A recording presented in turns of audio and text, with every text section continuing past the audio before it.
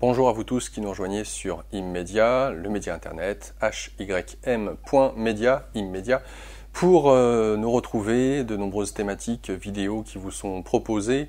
Je vous rappelle que ce média est libre, indépendant. N'hésitez pas à vous inscrire directement sur notre page Tipeee, T-I-P-E-E-E, que vous pouvez retrouver sur la page d'accueil de notre site internet pour faire en sorte que ce média évolue et vous propose d'autant plus de thématiques de qualité.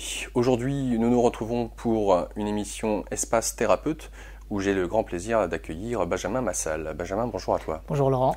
Super que tu sois là, d'autant plus que tu es atypique dans le milieu thérapeutique. Alors, les étiquettes, parce que ce ne sont que des étiquettes, c'est pas forcément évident avec toute la charge des imageries qu'on peut avoir derrière. Alors, sophrologue, magnétiseur et exorciste, mais tu préfères le terme de faire du dégagement. Alors, je sais pas, dégageur, ça se ferait pas, ça c'est pas, ça le ferait pas d'un point de vue de promouvoir un thérapeute dégageur, non. Mais en tout cas, voilà, dégagement, et on reviendra sur ce terme, pourquoi est-ce que tu préfères ce terme-là. Tu as un parcours assez atypique, tu as 37 ans, un enfant, exact. séparé, oui. Tu es du côté de Nice. Exact, à Nice, oui. Donc pour dire le chemin qu'il a fait pour venir nous voir et vous parler, c'est pas rien. Tu es dans cette pratique depuis un certain laps de temps, tu as eu pas mal de vie précédemment et on va revenir un petit peu justement sur ton parcours, que les internautes puissent comprendre qui tu es, ce qui t'a amené là.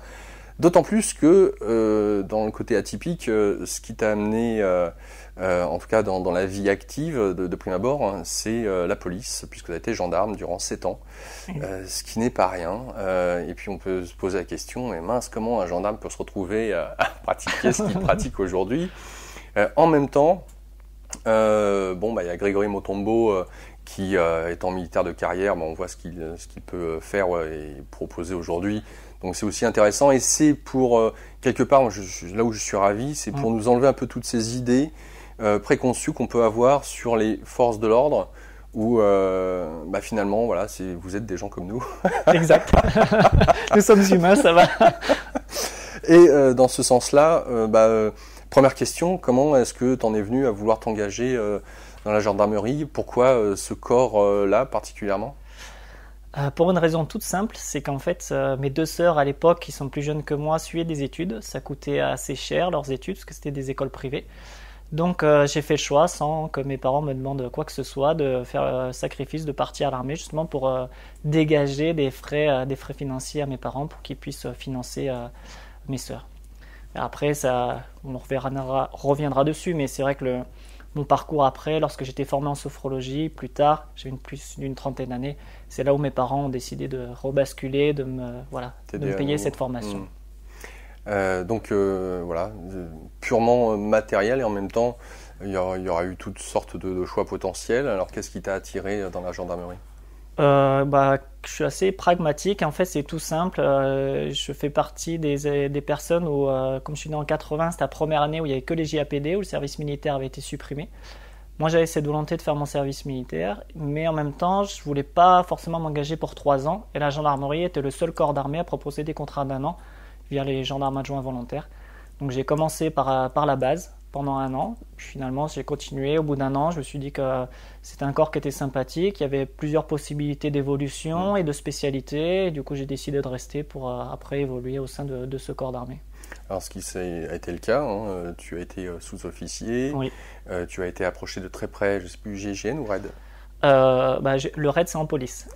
Quand j'étais gendarme, voilà, c'est ça. Après, j'ai fait mes 4 années de sous-officier d'ailleurs, parce qu'à peine sorti lors de ma première affectation à Toulouse, on a mis en place ce qu'on appelle aujourd'hui les antennes régionales GIGN.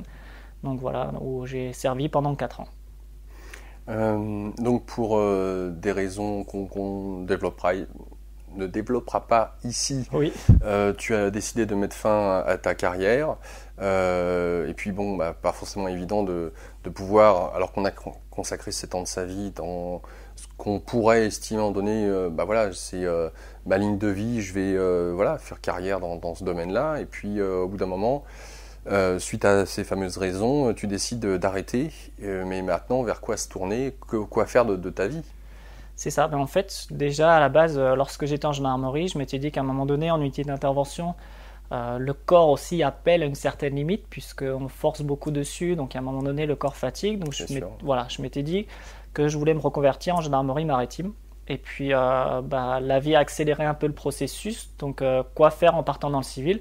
J'ai décidé de me tourner vers le milieu maritime. Et puis j'ai fait une formation justement pour pouvoir travailler dans le milieu nautique. C'est comme ça que je me suis retrouvé dans le sud-est pour travailler dans la vente de bateaux et d'accessoires bateaux. Question en aparté de ça, puisque au regard de ce que tu fais aujourd'hui, de ce que tu proposes, j'aurais aimé savoir quelles étaient tes croyances, philosophies, d'ordre spirituel, religieux ou autre, durant cette période où tu avais la vingtaine finalement, et en fonction peut-être de ton éducation, je ne sais pas si tu as baigné dedans. Mais est-ce que pour toi, voilà, le monde des esprits, la religion, est-ce qu'on est dans le domaine de la croyance? Est-ce que c'est plus ou moins réel? Qu'est-ce que c'était ou qu'est-ce que ça représentait pour toi? Alors, en ce qui concerne l'éducation religieuse, je me suis construit vraiment tout seul là-dessus. C'est-à-dire que mon père est mort lorsque j'étais très jeune et du coup, ma mère, elle, donc mon père était de confession protestante, ma mère était de confession catholique, mais elle a toujours voulu qu'on soit libre de choisir. Donc en fait, elle nous a jamais obligés à aller à la messe, elle nous a pas donné d'éducation religieuse particulière. Et puis, lorsque j'étais au lycée... au collège et au lycée, j'étais dans une petite ville en Bourgogne et puis il y avait le fils du pasteur qu'on connaissait très bien. Et puis lorsque j'ai eu à peu près 16 ans, j'ai commencé à me poser quelques questions. Donc je l'ai interrogé, il m'a dit écoute, le plus simple c'est que tu viennes dimanche à l'office voir mon père et on pourra en discuter. Et puis j'ai commencé comme ça par les églises protestantes, donc je suis resté pendant plusieurs années. Puis lorsqu'après je suis parti à l'armée, donc j'ai arrêté de fréquenter les églises. Et puis lorsque je suis revenu dans le civil, donc 8 ans après, voilà, j'avais quand même cet appel-là et je me suis dit, j'avais envie de retrouver ce milieu religieux dans lequel j'ai eu des bonnes expériences quand même, malgré le fait que lorsque j'étais plus petit, lorsque j'ai eu des expériences où je voyais les morts, les religions bien sûr sont venues coller dessus de non, non, c'est des rêves, non, non, ça n'existe pas. Donc j'ai enfermé en fait toutes ces capacités-là en moi et j'abordais vraiment la religion dans la philosophie vraiment basique en dehors du monde des esprits.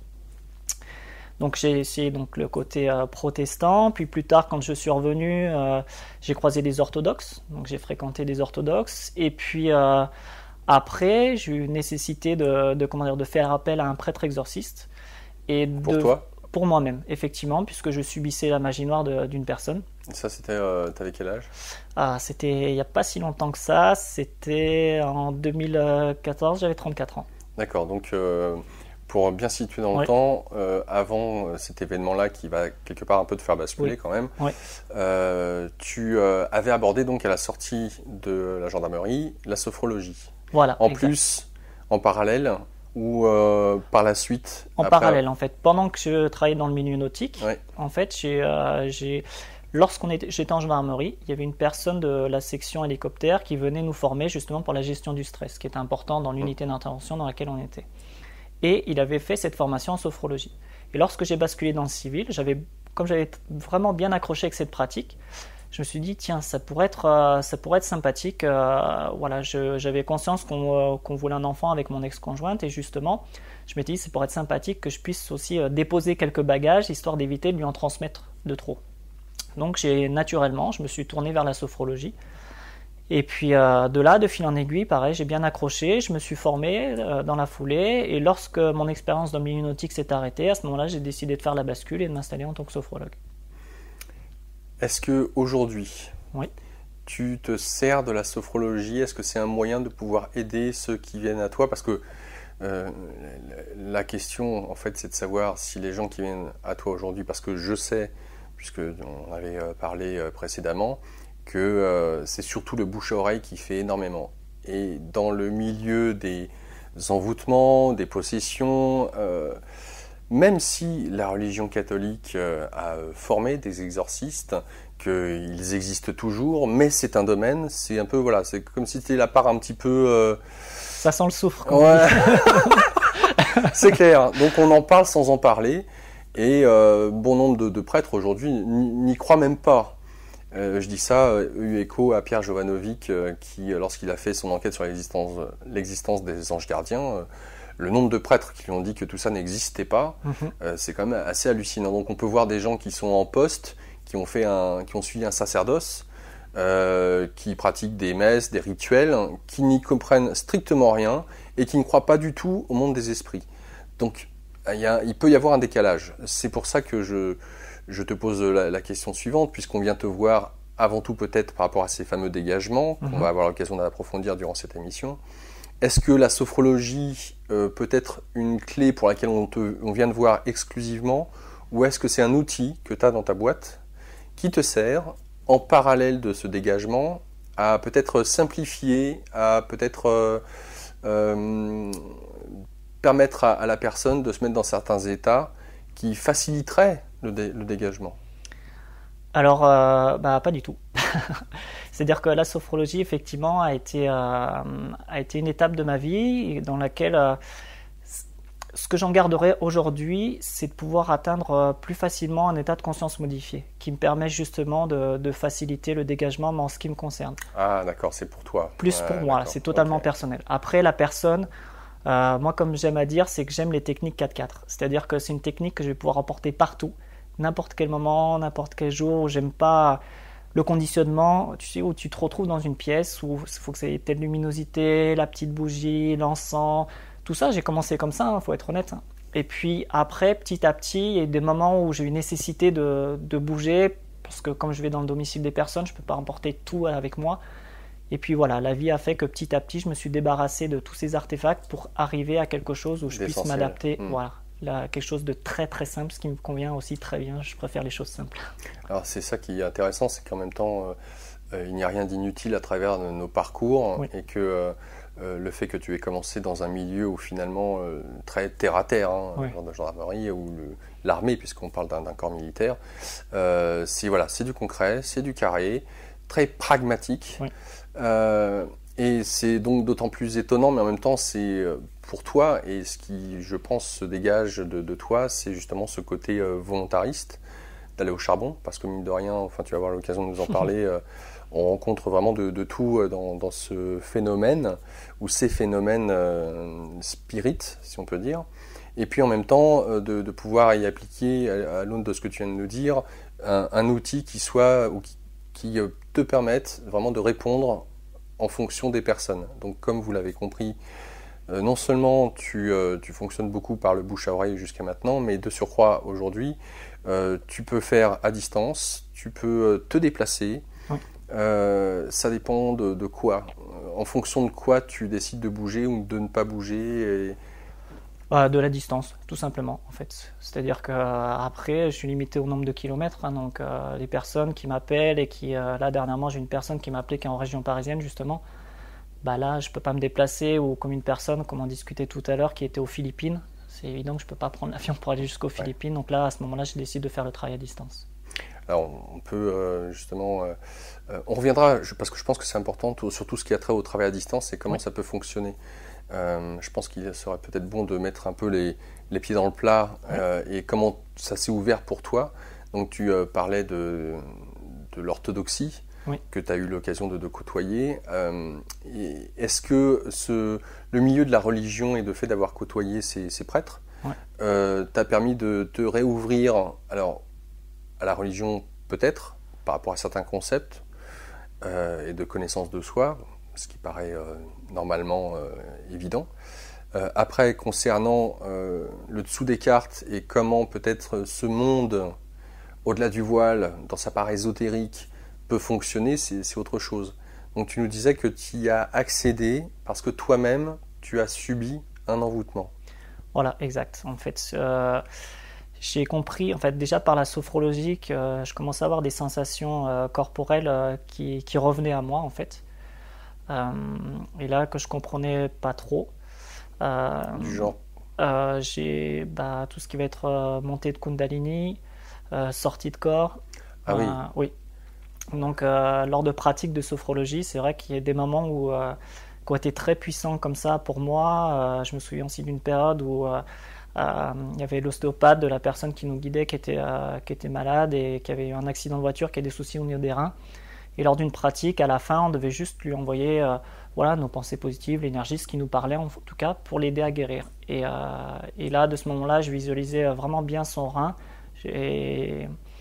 Et en fait, après, je voyais quelque chose de très noir, surtout à l'entrée du rein. Et à un moment donné, cette boule noire, lors de la deuxième séance, je la vois sauter, son rein s'illuminer de nouveau. Et le lendemain, on a appris qu'effectivement, il y avait une grosse amélioration. Donc de là, j'ai compris qu'en fait, il y avait des choses qui pouvaient se passer. Moi, au début, je ne comprenais pas trop ce qui se passait, comment ça agissait, comment je pouvais fonctionner. Et puis, la sophrologie m'a amené à évoluer et à comprendre un peu tout ça. Mais comme j'étais très mal guidé à l'époque, puisque la personne qui faisait la magie noire sur moi, c'était le co-directeur de cette école de sophrologie. Et du coup, au bout d'un temps, j'ai eu besoin d'une expérience là-bas qui s'était très mal passée avec une personne qui a décompensé. Et moi, j'ai vu un petit peu ce qui se passait derrière, de l'autre côté du voile, dans le monde du subtil. Et j'ai eu besoin d'aller voir un prêtre exorciste parce que je ne comprenais pas déjà pourquoi moi je voyais les morts, parce que tout le monde ne le voyait pas. Donc il y a des choses que je ne comprenais pas. Et puis après, lorsque je suis allé voir ce prêtre exorciste, il m'a dégagé une première fois en me confirmant que c'était quand même du lourd. Et puis j'ai dû y retourner 3 mois après, puisque après, quand cette personne faisait de la magie noire sur moi, je le voyais en rêve en fait. Je voyais son protocole, tout ça, je le voyais en rêve. Donc je me levais le matin, j'étais pas bien, et donc je retournais voir ce prêtre, et moi je lui ai posé la question, je lui ai dit, mais est-ce que vous pensez que c'est un rêve ou c'est la réalité? Et il m'a posé une question toute simple, il m'a dit, et toi, comment tu sens les choses? Je dis, pour moi c'est pas un rêve, je fais des rêves comme tout le monde, mais quand c'est des rêves particuliers, j'arrive à faire la différence. Il me dit, bon voilà, tu as la réponse à ta question. Il m'a dégagé. Dans le dégagement, c'était confirmé effectivement qu'il y avait bien cette magie noire qui était faite. Et de fil en aiguille, en fait, j'ai dû y aller 1 fois, 2 fois, 3 fois, parce qu'à chaque fois, une fois que c'était levé, la personne, elle remettait une couche. Donc je lui ai dit, mais comment on fait finalement pour se protéger? Parce qu'en étant pragmatique, voilà, comme je dis tout à l'heure, je dis, si je reste basique, tous les 3 mois, je viens vous voir, au bout d'un temps, ou vous mourrez, ou vous arrêtez votre sacerdoce, donc il faut que je trouve quelqu'un jusqu'à ce que moi je meure, en fait, c'est ça l'idée. Il me dit non, on peut, je propose des stages de radiesthésie monastique, ce qui m'a permis d'aborder la radiesthésie, et puis où je donne des astuces pour se protéger. Et j'ai commencé comme ça à fréquenter, donc là c'était milieu catholique, donc j'ai commencé à fréquenter cette église, et puis, de fil en aiguille, après, au bout d'un temps, il y avait 2 évêques qui étaient là-bas sur place, ils m'ont dit, écoute Benjamin, on va faire de toi un exorciste si tu acceptes. Et moi j'ai dit, je fais non. Voilà, c'est bon, déjà j'étais en couple à l'époque avec un enfant, donc j'ai dit bon, déjà il faut que je rentre au séminaire parce qu'il formait personne d'autre en dehors du séminaire. Et puis dit comme ça, moi j'ai dit non, c'est bon, j'ai eu plein de déboires, non, c'est bon, j'ai compris, ça ne m'intéresse pas. Et puis finalement, à force de les fréquenter, j'ai dit bon, écoutez, l'été, il y avait un des 2 évêques avec qui j'ai bien accroché, il m'a dit écoute, voilà Benjamin, t'as tout l'été pour y penser, on se revoit en septembre et on en rediscute. Alors j'ai pris le temps cet été-là, puis en septembre, ça a apparu comme une évidence, j'ai dit allez, c'est bon, je me lance dans l'aventure. Et voilà. Alors, il y a énormément de choses que tu as dites là. Oui. Alors, on va essayer d'aller décortiquer, aller en profondeur parce que c'est du costaud. Déjà, pour moi, ça me fait plaisir de voir qu'il y ait encore des évêques ou des prêtres qui soient ouverts à ça ou à la radiesthésie. Tout n'est pas perdu. Non. D'ailleurs, sur la radiesthésie, si je peux me permettre juste au départ, en fait, ce qu'il faut savoir, c'est que en fait, la radiesthésie est mal vue par l'Église, mais principalement parce qu'elle est méconnue. C'est-à-dire qu'en fait, les premiers qui ont vraiment ramené la radiesthésie ont été justement des hommes de foi, des hommes d'Église, qui l'ont ramené des pays du Nord Maghreb. Donc au final, en fait, parce que les premiers apothicaires, c'était nous, on va à la pharmacie, mais les premiers apothicaires étaient des hommes de foi, des hommes d'Église qui possédaient ces plantes-là. Et comment ils faisaient pour déterminer quelle posologie, quelle plante donner aux personnes? Mais ils utilisaient des planches de radiesthésie avec ça. Donc l'Église, en fait, c'est là où en fait il y a une espèce d'inconscient collectif qui dit « Oh, l'Église condamne la radiesthésie », mais c'est faux. L'Église condamne les arts divinatoires. Donc si la radiesthésie est utilisée en tant qu'art divinatoire, oui, l'Église condamne. Si la radiesthésie est utilisée à ce moment-là dans un but de soin, comme ça a pu se faire dès le départ, l'Église n'y voit aucun inconvénient. Je reviens sur donc tes perceptions qui sont ouvertes, sur le fait que tu voyais les morts. Alors, pour aborder ce sujet-là, Comment est-ce que cela se manifeste à toi? Est-ce que c'est justement quand tu es en état de relaxation particulier où tu peux les voir? Est-ce que ça sous-entend que tu es aussi ce qu'on appelle un passeur d'âme? Pour certaines entités qui sont restées là, qui ne savent pas qu'elles sont mortes, eh bien, tu les accompagnes vers la lumière de l'autre côté du voile. Comment est-ce que ton rapport, je dirais, au quotidien avec ce monde-là, et comment tu as pu faire pour ne pas avoir peur quand ces portes sensorielles se soient à nouveau ouvertes?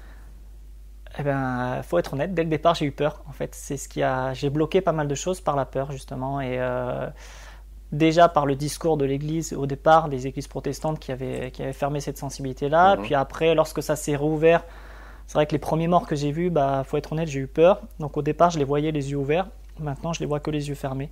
J'ai pas encore réussi à totalement dépasser cette peur-là.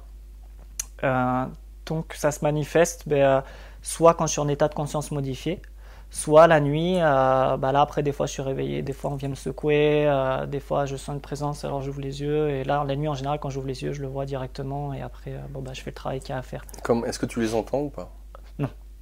Enfin, je les entends, c'est-à-dire que je sais pas comme une voix comme là on parle maintenant, c'est-à-dire que ce sont des images ou des voix qui vont se former dans ma tête, en fait, comme une espèce de télépathie, on va dire, avec ce monde-là. Ouais.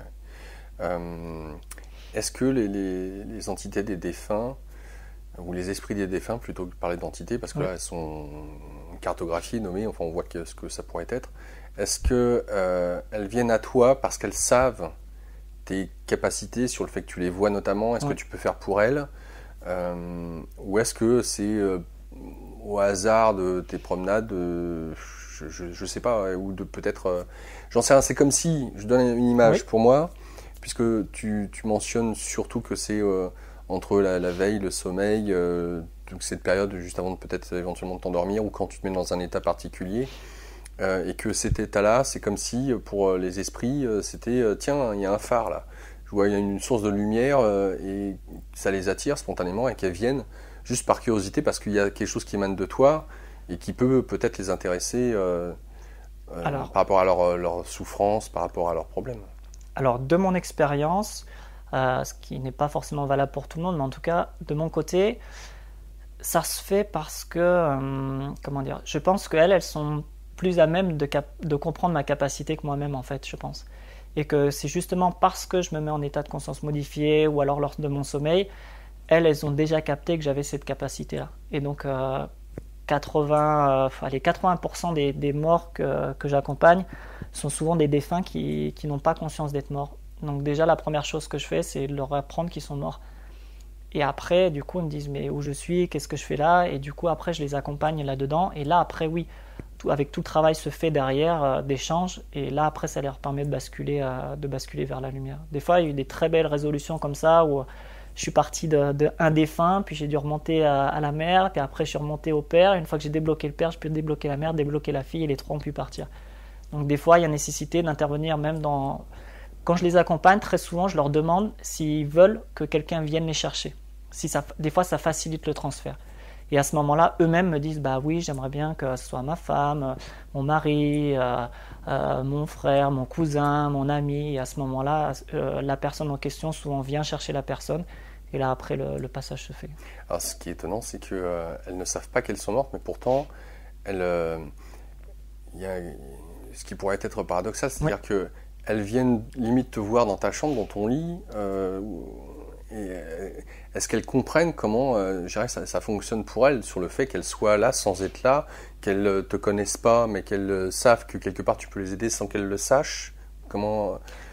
Alors, j'avoue que je ne leur ai jamais posé la question de comment elles ont fait pour arriver jusqu'à moi. Ouais. Donc ça, je ne pourrais pas répondre à la question. Une chose que je sais, c'est que pour celles qui n'ont pas conscience d'être mortes, en fait, c'est très perturbant pour elles, parce qu'elles sont dans ce qu'on appelle vraiment l'entre-deux. Donc elles sont vraiment dans ce milieu qui est noir. Elles comprennent que déjà, les vivants, elles ne peuvent plus interagir avec eux. Donc ça, c'est perturbant, parce que elles voient quelqu'un venir dans leur maison, habiter leur maison, changer la décoration, elles n'arrivent pas à échanger, ou alors avec des proches, ils disent « mais il ne voit pas, moi j'ai envie de lui parler, j'ai envie de dire ceci, cela », et là elles n'arrivent pas à rentrer en lien avec ces vivants-là. Donc c'est sûr qu'après, je ne sais pas comment elles font pour comprendre que des gens comme moi arrivent à échanger avec elles, et là à partir de ce moment-là, la discussion peut se faire, mais vraiment savoir comment elles font pour arriver à capter que moi je suis en capacité et pas les autres, ça je sais pas. Est-ce que, j'imagine que parmi tous ceux qui viennent te voir, Oui. j'entends des esprits, certains ne croyaient peut-être pas à la vie après la mort, ou en tout cas la mort du corps.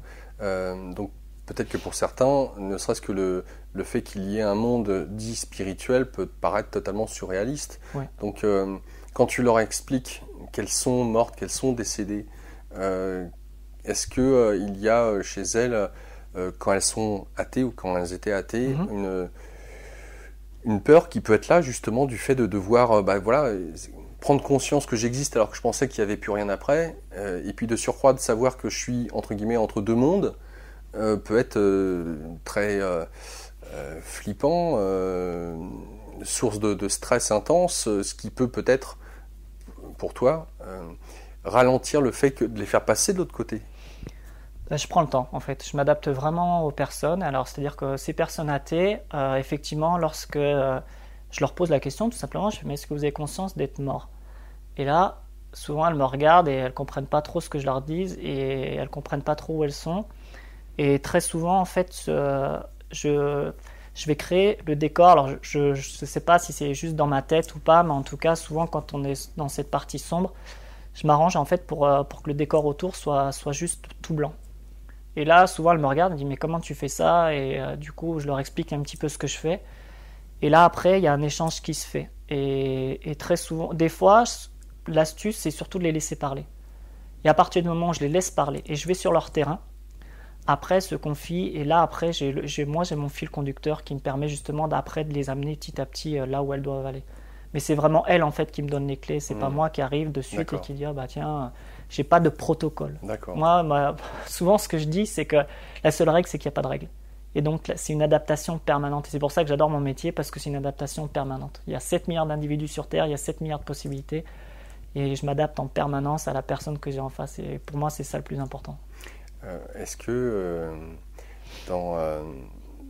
puisqu'on appelle ça passeur d'âme, de ceux et celles qui viennent te voir, j'entends des familles. Parce que certains pourraient te qualifier de médium. Je m'explique. Oui. Bon nombre de personnes qui ont du mal à faire un deuil vont aller voir un médium pour entrer en communication avec le défunt, etc., etc. Que le défunt soit passé ou non de l'autre côté. Et tu as la faculté de parler avec les défunts. Donc, est-ce que tu as donc des familles, des vivants, qui viennent te voir pour justement pouvoir rentrer en contact avec un de leurs parents, amis décédés? Oui, ça m'arrive que quelquefois des personnes viennent me voir justement. Dernièrement, j'ai une personne qui avait du mal à faire le deuil. Il y a une personne que j'ai vue qui était gay et son conjoint venait de décéder. Et du coup, il est venu vers moi justement pour voir un petit peu où en était son conjoint, parce que c'était un arrêt cardiaque, donc c'était une mort plutôt brutale.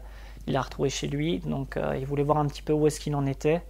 Donc là, oui, c'est pour l'aider vraiment à faire le deuil de son conjoint et une autre personne, pareil, de sa famille, sa grand-mère, sa mère. C'était un milieu un peu compliqué. Elle voulait que ça l'aide à faire son deuil. Alors, je le dis, mais ça sert à rien de m'appeler trop souvent. C'est-à-dire que pour les défunts, déjà, c'est pas ma spécialité. Il y a des gens qui le font très bien et je préfère le laisser aux autres. Ponctuellement, j'aide les gens. Et pour ça, je ne facture pas pour une simple et bonne raison. C'est-à-dire que si je fais un soin magnétique sur toi, tu vas me dire, Benjamin, comment je peux pouvoir percevoir ce que tu as fait sur moi? Et là, j'ai pour te dire, Laurent, tu vois, si tu me dis que tu as mal au genou, je vais interagir sur ton genou et ton genou va être un repère. Donc là, effectivement, avec ton genou, tu vas être en capacité de me dire, ah bah oui, tiens, j'ai récupéré mes capacités, j'ai moins mal, j'ai ceci, cela. Si je m'occupe des défunts, et tu viens me voir, tu me dis, Benjamin, j'ai un souci, j'ai tel membre de ma famille, il est décédé, j'aimerais savoir où est-ce qu'il en est.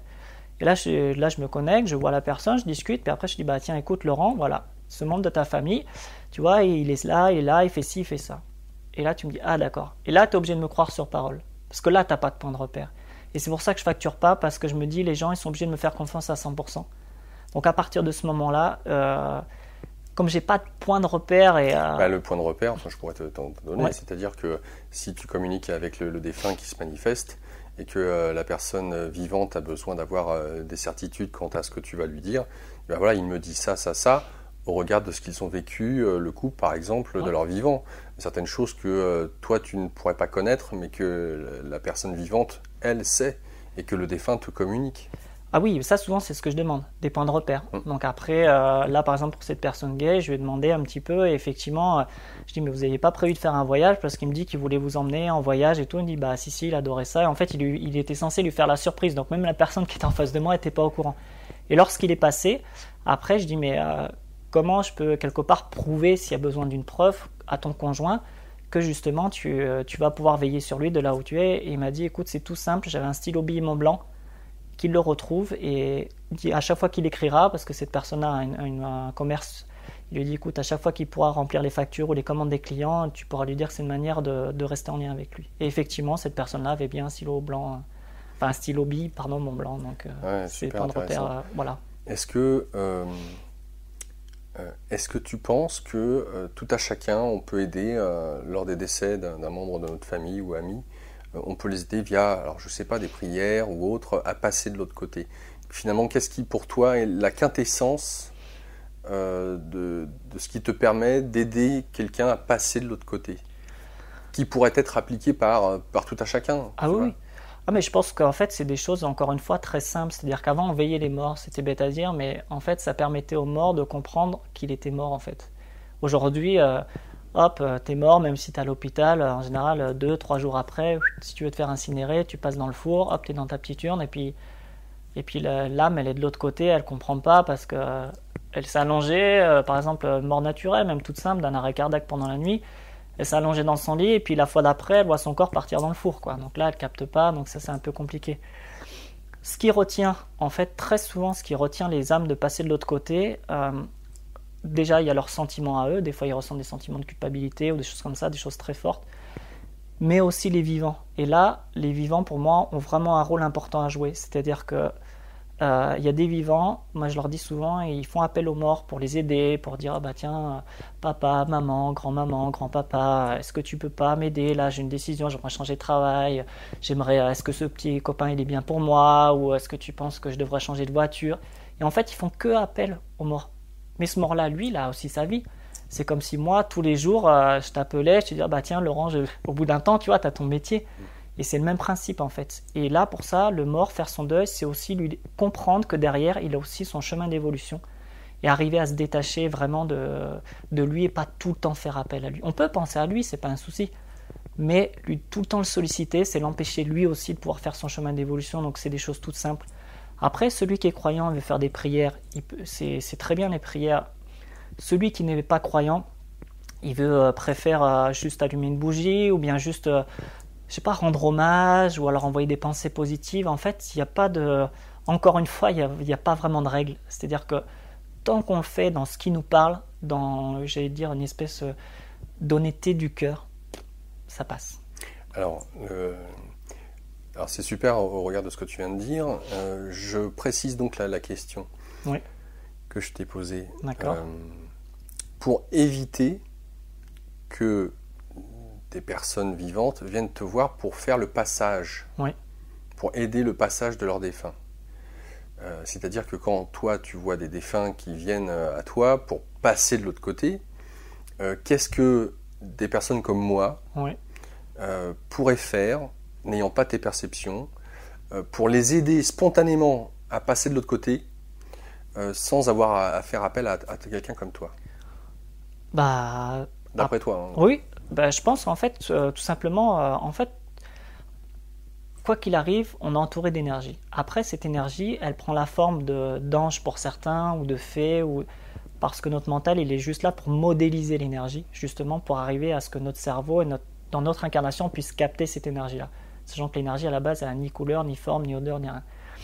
Donc l'idée, c'est simplement de faire appel à l'univers, aux anges, aux guides, aux fées, à Dieu, à qui on veut, en fait, tout simplement de dire, écoutez, voilà, par exemple, mon papa, il est décédé, est-ce qu'il y a quelqu'un, s'il existe quelque chose dans l'univers, est-ce que quelqu'un peut l'aider et l'accompagner dans ce qu'il est, et le protéger, pour qu'il puisse, voilà, se comprendre déjà qu'il est mort, et une fois qu'il est mort, est-ce que quelqu'un peut lui montrer le chemin, pour que lui-même, voilà, tout simplement. Et après, on peut, dans des choses toutes simples, on peut allumer une neuvaine, Alors, les neuvaines, c'est des espèces de grosses Grosse bougies, bougie, voilà, ouais. comme ça. Il y a des neuvaines neutres, hein, sans image religieuse dessus, qu'on peut acheter. Elles brûlent pendant 9 jours, et d'où le nom. Et l'idée, ça va être de mettre cette intention-là. Si on met cette intention-là sur cette bougie, en fait, cette bougie, elle va quelque part dans le monde de l'information, porter cette information-là pendant 9 jours. L'information, elle sera répétée H24 pendant 9 jours en boucle. Donc c'est des choses toutes simples, on met ça chez soi ou dans une église ou dans une forêt. Voilà, ce qui vous parle, vous la posez, voilà, avec votre cœur, vous parlez à cette bougie et voilà, dire est-ce qu'il y a quelqu'un qui peut accompagner cette personne-là parce qu'elle était chère et juste j'aimerais qu'elle soit bien de l'autre côté. Vous laissez brûler la bougie et à la limite ça peut sortir de votre champ de conscience, c'est pas grave, l'information elle est postée. Donc, En tout cas, il y a quelque chose d'important dans ce que tu nous as dit, c'est l'importance que les vivants ne retiennent pas les morts. ouais, ça c'est très important. C'est très souvent lorsque je fais appel lorsque des gens m'appellent pour un soin et que je perçois ce mort-là, très souvent le vivant fait appel aux morts. Et quand je leur dis, je dis mais là, t'auras pas tendance à appeler ta grand-mère ou ta maman ou ton papa et ils disent bah si c'est vrai. J'ai une amie la dernière fois elle me dit écoute je sens mon père. Et après, je dis, et quand je discute avec son père, je dis, mais t'auras pas tendance à l'appeler un petit peu tout le temps? Il dit, bah si, c'est vrai qu'en ce moment, je l'appelle souvent parce que j'ai besoin, parce que dans ma vie, je suis un peu perdu et tout. Je fais, écoute-toi, si tu fais appel à ton père, oui, il va revenir, parce qu'il n'y a pas de souci, il t'aime, t'es sa fille. Mais toi, tu l'empêches d'être de l'autre côté. Il faut savoir qu'en plus, nous, dans le monde du subtil, on est une espèce de batterie sur pattes. Et descendre à notre niveau, ou alors quand les morts justement n'arrivent pas à monter, on va leur servir d'énergie pour subsister dans ce monde-là. Et le faire appel et de conserver ces morts-là, ça nous pompe une énergie énorme en fait. Donc c'est pour ça que je déconseille aux gens, parce qu'il y a des gens qui vont être fatigués, mais c'est normal parce que si le mort il est tout le temps en permanence pour les aider à dire ah bah oui, va à droite, va à gauche et ainsi de suite, il a besoin d'une énergie et qu'est-ce qu'il va faire? Il va piocher dans le vivant quoi. Alors c'est très intéressant, ça me permet de faire une transition, Ouais. parce que dans ce genre de circonstances, il y a des défunts qui ne veulent pas partir. Oui. Je ne sais pas s'ils savent ou pas qu'ils sont morts, mais je ne pense pas que ça change grand-chose sur Non. le fait que, comme tu viens de le dire, puisqu'ils ils restent parce que leurs femmes, parce que leurs enfants qui s'en font pour eux, ou leurs amis, bref, ils vont se squatter, Oui. entre guillemets, puisqu'ils ont besoin d'énergie, un des vivants. Et est-ce que il y a, du fait d'être squatté par ce défunt, un changement de personnalité plus ou moins du vivant, en même temps que, comme tu viens de le préciser, une sorte de fatigue chronique ou de... alors ça peut être, je sais pas, genre un peu des dépressions, de se sentir las, et puis d'avoir des caractéristiques ou des comportements qui étaient empreintes du mort. Alors, là-dessus, c'est important de faire la différence entre la pollution et la possession. Justement. Alors, lorsqu'on est pollué, on va dire d'une manière générale, on est à 100% conscient de notre comportement. C'est-à-dire que la pollution, quelle qu'elle soit, là on parle de défunts par exemple, On parle de pollution spirit, hein, quand tu parles de pollution. Oui, pollution spirit, oui, pardon, oui, pas pollution d'atmosphère, effectivement. Parce qu'après, on va peut-être parler des ondes ou autres. D'accord, ok, non, je parle, oui, effectivement. Donc, pollution d'ondes nocives paranormales, si on veut vraiment, voilà, utiliser le terme adéquat.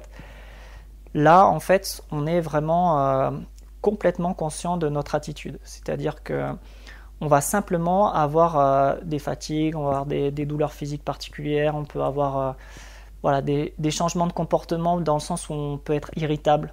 Voilà, ça va être des petits points de repère. Des fois, on se dit, mais c'est bizarre, j'ai eu cette réaction-là, alors que ça, c'est pas... D'habitude, je suis plus calme, alors que là, je m'irrite pour un rien, des choses comme ça. Donc là, oui, ça va être des points de repère. Mais ça reste nous-mêmes, en fait.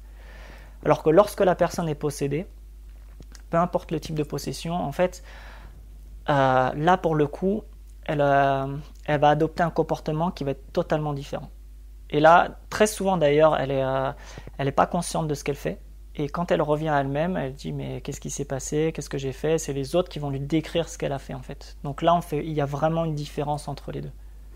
D'accord, ok.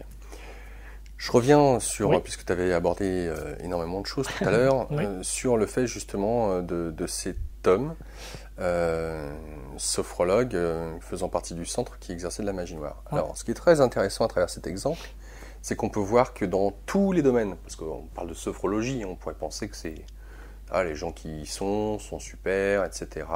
Et c'est valable, je crois, dans n'importe quel domaine, Ouais. que ce soit dans le domaine d'être un enseignant d'une pratique quelconque, hein, de la méditation, sophrologie, puisqu'on vient d'en parler, ou autre. Ça demande beaucoup de discernement. Alors, quand on parle de magie noire, pour toi, qu'est-ce que la magie noire? Alors la magie noire, c'est une pratique de magie, comme son nom l'indique. C'est-à-dire que, en fait, comment ça fonctionne la magie noire? C'est-à-dire qu'on va arriver, la personne a une intention négative envers quelqu'un d'autre. Mhm. Donc qu'est-ce qu'elle va faire? Elle va faire appel à des entités négatives. Différentes entités, différentes forces. Mais pour ça, au départ, elle va payer un tribut. C'est-à-dire que les entités vont dire, ok, moi, je suis prêt à aller sur telle personne. Par contre, tu me dois quelque chose. Donc la personne qui effectue le sort va payer un tribut au départ. Plus ou moins fort en fonction de l'intention qui est mise au départ et surtout de la portée qu'elle va avoir. Je fais une Oui. parenthèse sur le tribut dont tu parles. Oui. Ce qui est surtout connu par exemple chez les Africains ou les peuples premiers, le sacrifice d'un animal ou autre.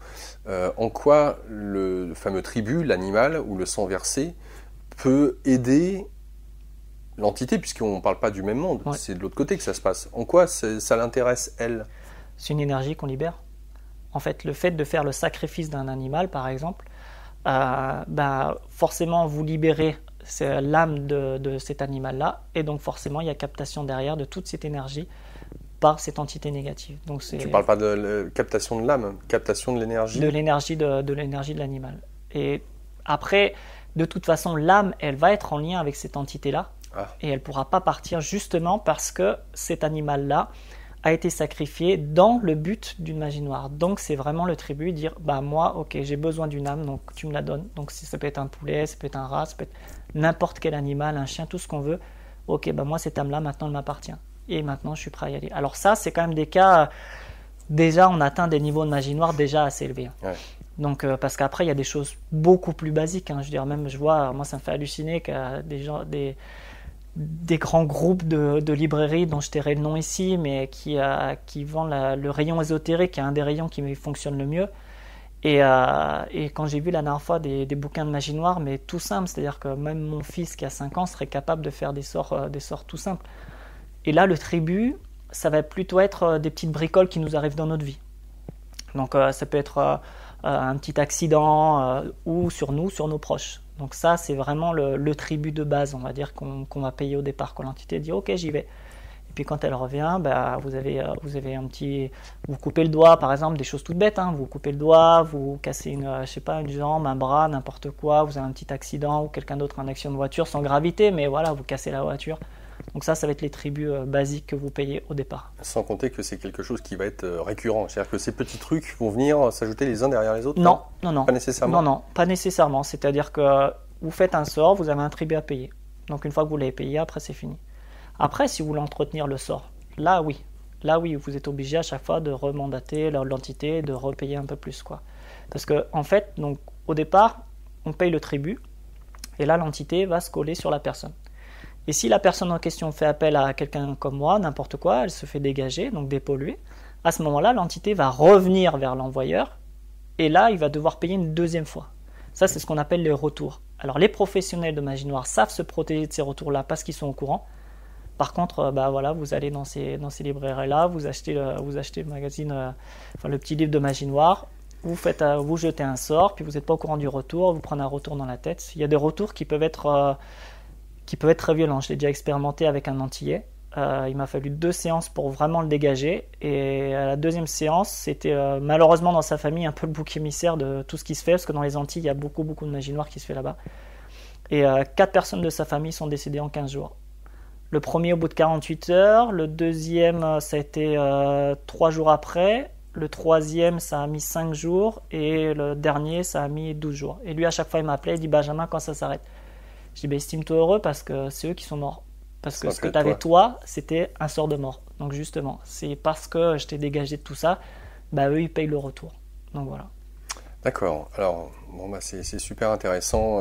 Moi-même ayant subi ce genre d'intentions malveillantes et déjà de comprendre, parce que c'est pas forcément évident, hein. Ouais. C'est-à-dire que moi, dans ma vie à ce moment-là, un pentacle avait été posé devant la porte-fenêtre de ma chambre à coucher, de ma compagne de l'époque et de moi.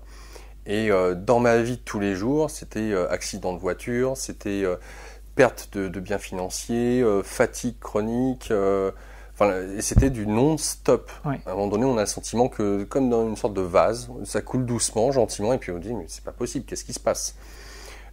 Jusqu'à ce que j'aille voir quelqu'un qui, effectivement, réussisse à nous dégager. Donc ça peut être aussi le sort être inscrit dans un objet, puisque je parle de pentacle, hein, qui peut être le récipiendaire de l'énergie négative en question. Je reviens sur le fait donc d'utiliser des forces qui, même si elles sont dans des bouquins dans ces grandes librairies, eh bien, ne jouez pas avec ça. Franchement, ça peut être extrêmement dangereux.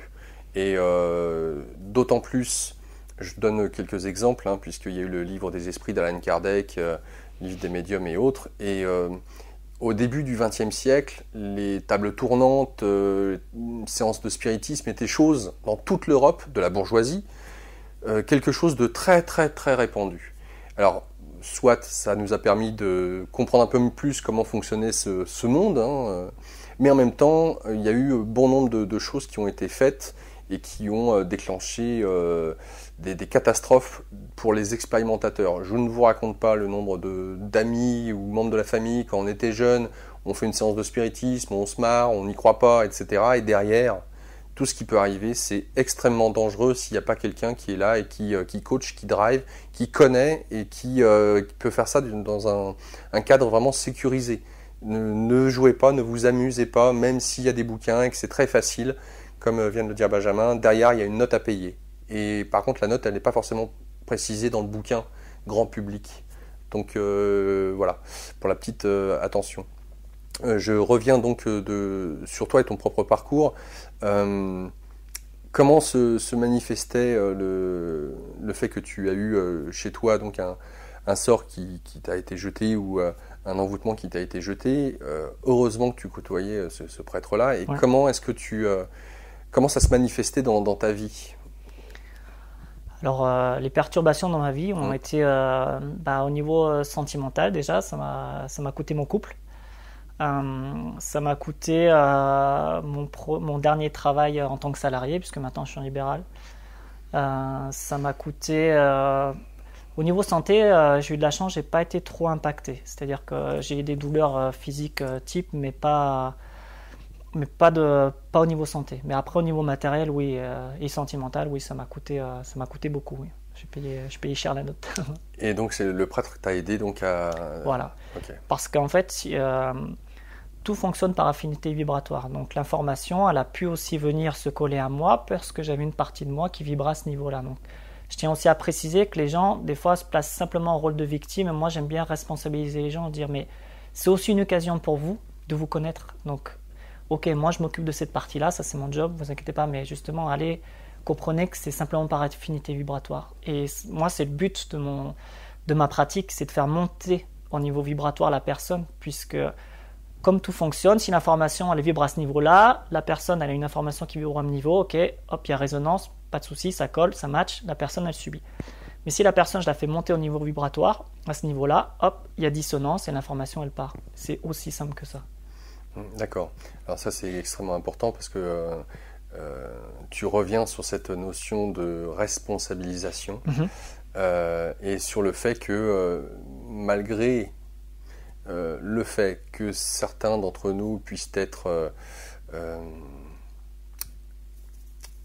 avoir une énergie donc d'attaque pour X raisons. Ce qu'il est intéressant de considérer, c'est qu'on a aussi notre responsabilité sur le fait qu'on laisse la porte ouverte à ça parce qu'on est en résonance à ça. C'est-à-dire, et ça rejoint à l'heure actuelle ce que vous pouvez, ou en tout cas ce que Immédiat souhaite peut-être faire véhiculer comme message, c'est que en fonction de votre état d'esprit, de ce que vous pensez, de ce que vous croyez, vous allez attirer à vous des énergies qui sont en résonance avec ce que vous pensez, vibrer tout simplement. Donc si on se retrouve à un moment donné dans un cadre comme celui que tu décris, c'est qu'on est à même de pouvoir l'accueillir et en même temps de pouvoir résoudre l'expérience qui nous est demandée. Quand je dis résoudre, il y a quelque chose à comprendre de nous-mêmes dans l'histoire. Tout à fait. Moi aujourd'hui, cette personne-là, j'aime l'appeler mon meilleur ennemi. Puisqu'au final, c'était aussi une personne qui du coup, à travers son intention malveillante, en fait, comme aime à le dire Franck Lovey, on en parlait tout à l'heure, c'est-à-dire que on est dans un monde polarisé. Donc, cette face négative, c'était que cette personne-là fasse de la magie noire sur moi. Par contre, la polarité positive derrière qui était cachée, c'était toutes mes capacités et ce que je pouvais en faire. Donc, ça m'a vraiment amené, en fait, à chaque fois à monter mon niveau vibratoire. Et donc, lui, à chaque fois d'utiliser un système de magie noire plus puissant puisqu'il ne pouvait plus m'atteindre avec les choses de base, jusqu'à un moment donné où après il ne pouvait plus m'atteindre parce que je pense qu'il a dû prendre un retour bien sévère vu ce qu'il avait fait. Donc après ça s'est arrêté. Donc voilà, je pense que c'est en fait vraiment s'il y a bien 3 pôles par personne qui vont faciliter l'entrée du magie noire, c'est c'est l'ego, de 2 c'est le mental et de 3 c'est l'émotionnel. Donc après, je ne sais pas si tu veux qu'on développe sur chaque pôle ou pas. Alors, pour l'ego, souvent on en parle, on le décrit comme quelque chose à abattre, qui est vraiment très négatif. Moi, l'ego aussi, j'aime bien le replacer dans son juste contexte. C'est-à-dire que l'ego en latin, c'est « je ». Et au niveau psychiatrique, c'est vraiment notre individuation. Comprendre que moi, je suis Benjamin et toi, tu es Laurent. Et ce qui me permet vraiment de comprendre que toutes les personnes qui sont en face de moi sont des individus différents de moi-même. Et qu'en moi-même, je n'ai qu'une seule personnalité. Si mon je l'explose, à ce moment-là, je deviens schizophrène. Donc là, après, il y a vraiment perte de la personnalité de la personne. Donc l'ego, pour moi, c'est pas quelque chose à abattre. Si on entend l'ego comme l'orgueil, là oui, l'orgueil, c'est une porte d'entrée juste, mais magnifique. Et l'orgueil peut se cacher derrière bien des domaines, peut prendre des formes bien différentes. Et c'est en ça où je dis que justement, c'est un outil de connaissance de soi-même qui est juste extraordinaire lorsqu'on subit toute forme de pollution, quelle qu'elle soit, parce que justement, ça va pouvoir permettre de déjouer les jeux de cet ego orgueil et justement d'apprendre à révéler son véritable ego, son véritable jeu, sa véritable nature, j'allais dire, son être profond. Et c'est ça le plus important, quoi. Après, le mental, un mental qui tourne en boucle, effectivement, c'est déjà, ça peut créer de l'auto-envoûtement. Donc ça, c'est pas du tout de la magie noire, rien du tout. C'est juste qu'à force d'avoir des pensées négatives, en fait, on crée soi-même son propre envoûtement. Donc ça, c'est des choses toutes simples à dégager, mais qui en même temps, la personne, elle s'est polluée toute seule, quoi. Elle pense qu'elle a, par exemple, le mauvais œil. Alors du coup, oui, il lui arrive plein de choses, mais comme on est créateur de notre propre réalité, à force de penser qu'on subit quelque chose, la matière, elle dit ok, pas de souci. C'est une victime, pas de problème. Il n'y a pas de souci. Je vais t'apporter ce que tu crois. Comme on dit, on voit ce qu'on croit, donc bon, ok, tu crois que tu subis quelque chose, je te subis. Donc le mental, c'est une super porte d'entrée pour ça aussi, parce que lorsqu'on est pollué, effectivement, il peut tourner en boucle, justement, sur des pensées noires, des pensées négatives, des choses comme ça. Et en fait, on alimente déjà le système de pollution. Mais le mental, en même temps, de l'autre côté, comme on disait tout à l'heure, l'énergie n'ayant ni forme, ni odeur, ni couleur, ni quoi que ce soit, le mental va juste nous permettre de modéliser, en fait, cette énergie-là, pour que selon nos croyances, selon notre éducation, selon notre expérience de vie, on puisse capter l'information, se dire « Ah oui, cette information-là, oui, elle est bénéfique pour la personne » ou alors « Oulala, il y a peut-être quelque chose qui dysfonctionne ». Et à ce moment-là, on peut la dégager. Donc le mental, comme je dis toujours, de toute façon, il est fait pour penser. Alors, puisqu'il est fait pour penser, je dis toujours « Pensez utile ». Donnez-lui à manger. Lui, tout ce qu'il veut, c'est penser. Alors, juste, par exemple, moi, souvent, ce que je donne comme exercice aux gens, des fois, c'est de prendre une prière s'ils sont croyants. La dernière fois, j'ai une personne, c'était un couplet de musique. Elle adorait la musique, elle n'était pas croyante du tout. Je dis, écoute, est-ce que tu as une chanson que tu adores ? Elle me dit oui. Je dis, écoute, prends le couplet qui te parle le plus, pas trop long, 4, 5, 6 phrases maximum, pas plus.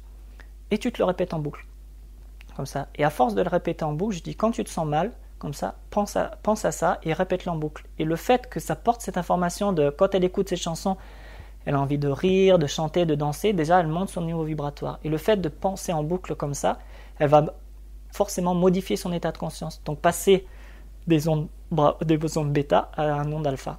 Et donc forcément, tac, il y a aussi une modification au niveau physiologique, au niveau mental. Et là, le mental devient son ami. Et là, après, comme l'espace entre chaque pensée devient plus grand, là, elle va pouvoir capter la véritable information.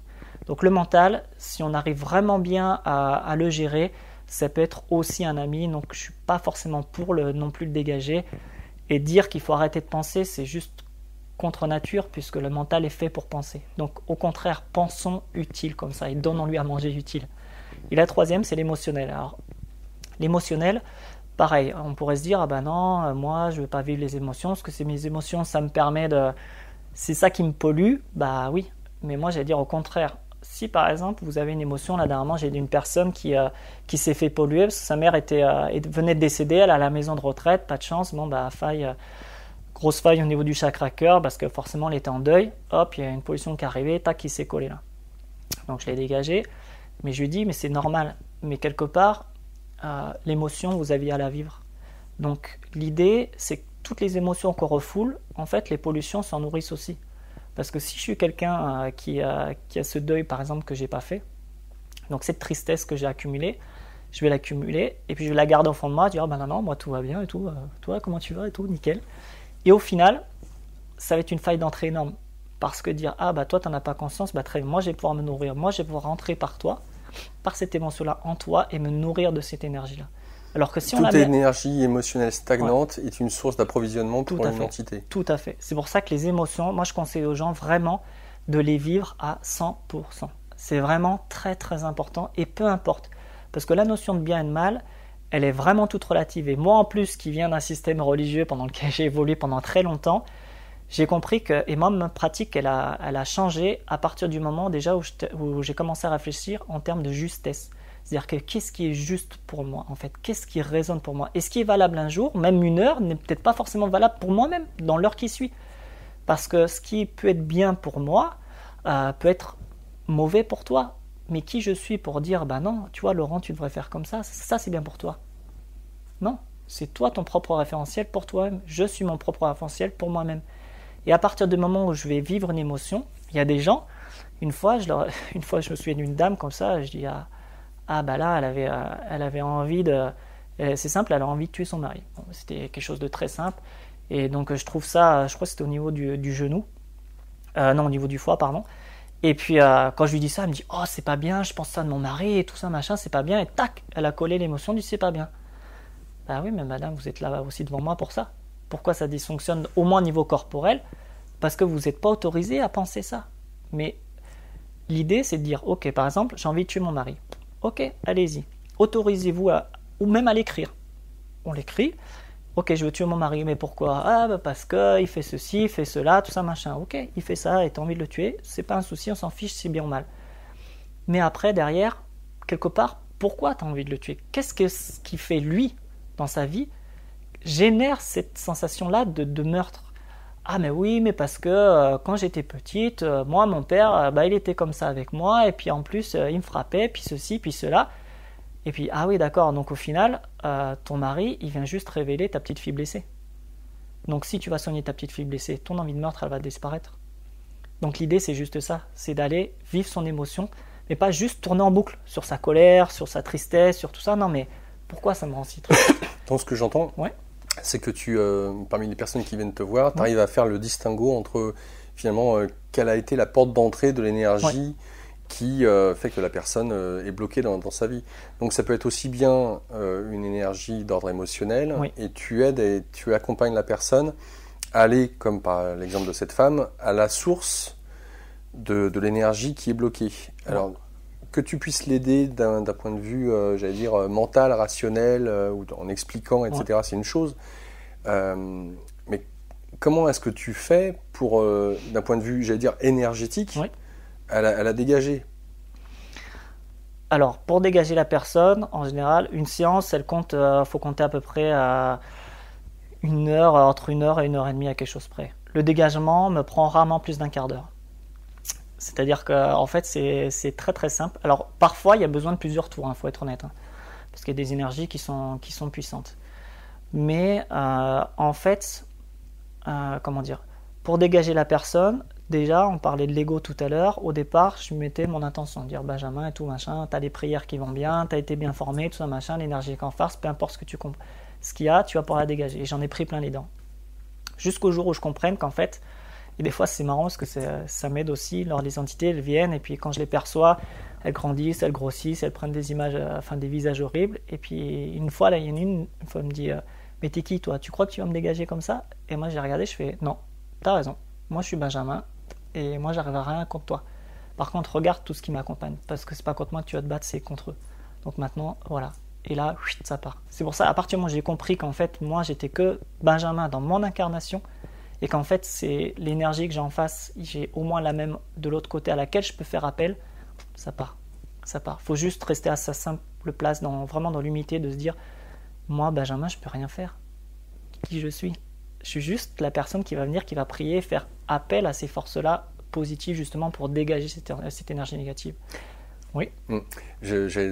Concernant cette énergie positive, tu nous parlais donc de ces 2 évêques qui t'ont proposé de te former à être exorciste. C'est quand même énorme. Déjà qu'ils aient perçu ça chez toi en disant ouais, pour le coup on sort du cadre judéo-chrétien, apostolique, où il faut être soi-même un prêtre, etc. J'ai grand plaisir, si tu veux, à voir qu'il y a encore des hommes d'église qui, voyant un laïc, se disent celui-là, oui, il faut vraiment, il est fait pour ça, il faut l'aider, il faut le former, etc. Alors, je vais casser ton plaisir tout de suite, désolé. C'est-à-dire qu'en fait, la formation, voilà, justement, pour la formation, en fait, comment ça s'est passé? Donc, il y a tout un protocole avec des prières, des choses comme ça. Et en fait, eux, ce qui leur ont plu dans ma personnalité, c'est que comme je suis un ancien militaire et qu'eux aussi étaient d'anciens militaires, ils avaient besoin de quelqu'un qui n'avait pas peur d'aller au charbon. Et moi, le test a été tout simple. Hein. J'ai commencé ma formation, 15 jours après, enfin la première semaine, j'arrive, je présente le premier devoir, tout ça, machin. Et l'évêque, il me dit, écoute, j'ai un cas difficile, mercredi prochain, j'aurai besoin de toi. Ok, bon, d'accord. Moi, je pose pas de questions, voilà, militaire, pomme de terre, comme j'aime à dire, donc ok, j'y vais. Et le mercredi arrive, et en fait, 4 possessions sataniques. Donc le plus gros, c'est les 2 plus gros niveaux qu'on puisse atteindre chez un évêque. Après, au-delà, on ne touche plus parce qu'après, c'est dangereux et pour la personne et pour la... Alors, rentre un peu dans le détail parce que là, tu as utilisé des termes, je ne suis pas sûr d'avoir vraiment saisi. D'accord. Alors, une possession satanique, c'est-à-dire que dans le système judéo-chrétien, c'est-à-dire que l'entité qui va posséder la personne, là, on est vraiment dans le cadre d'une possession. Donc, les symptômes, si je puis dire, donc c'est. Alors là, la personne en l'occurrence, lorsqu'elle elle rentrait vraiment en crise de possession, elle cassait tout chez elle. C'est-à-dire qu'elle avait une force surhumaine. Il faut savoir que des gens qui sont possédés possèdent une force surhumaine. C'est-à-dire que là, la personne, elle faisait à peu près ton gabarit et l'évêque, lui, intervenait pour l'exorciser et nous, les 3 dernières séances, on était 6 pour le tenir. Voilà. Et il y a même une fois où ils ont fait une anorexique, donc une fille qui faisait 36 kilos. Ils étaient 5 pour la tenir. Et personne en dessous de 80 kilos. Donc, oui. C'est une force juste surhumaine. Donc, et je dis, même une personne de 36 kilos, ça dégage. Donc voilà. Et donc, il m'amène. Et première fois, j'arrive. Et du coup, donc il commence à prier. Puis là, la personne... tac, la possession arrive. Donc là, après, elle vrille. Et puis, après, c'est un peu comme dans les films, comme on a pu voir, quoi. Donc, c'est-à-dire que là, il y a eu des cris, des râles, des machins, et ainsi de suite. Donc, c'est sûr que c'est impressionnant. Mais en fait, suite à cette expérience-là, ce qui était plus étonnant pour moi, c'est que pendant 3 jours, je voyais une bulle de lumière blanche tout autour de moi. Et j'ai compris 2 jours-là que même si j'avais peur, j'étais protégé. Et en fait, ma peur, déjà, elle a commencé à diminuer. Parce que je dis, mais en fait, oui, c'est vrai, ça existe, c'est fort, c'est puissant. Et il faut savoir rester à sa juste place, parce que ça, c'est le genre de choses que j'aurais pas pu traiter du tout. Mais je suis protégé. Donc, quelque part, on dit souvent à l'armée, la peur n'enlève pas le danger. Donc, il y a danger, mais on peut y aller quand même, on est protégé. Alors, entre cette formation et les prières, les protocoles qui t'ont été donnés, parce qu'il y a une chose importante dans ce que tu viens de dire, c'est cette notion de foi. C'est-à-dire que tu as beau voir plus ou moins, c'est une chose, mais quand on a affaire à un exorcisme de l'ampleur dont tu parles, là on voit vraiment ce qu'il y a dans le bas astral. Tu parles de démoniaque, alors on pourrait peut-être définir ce que ça implique dans ce côté démoniaque, qu'est-ce qu'on met derrière.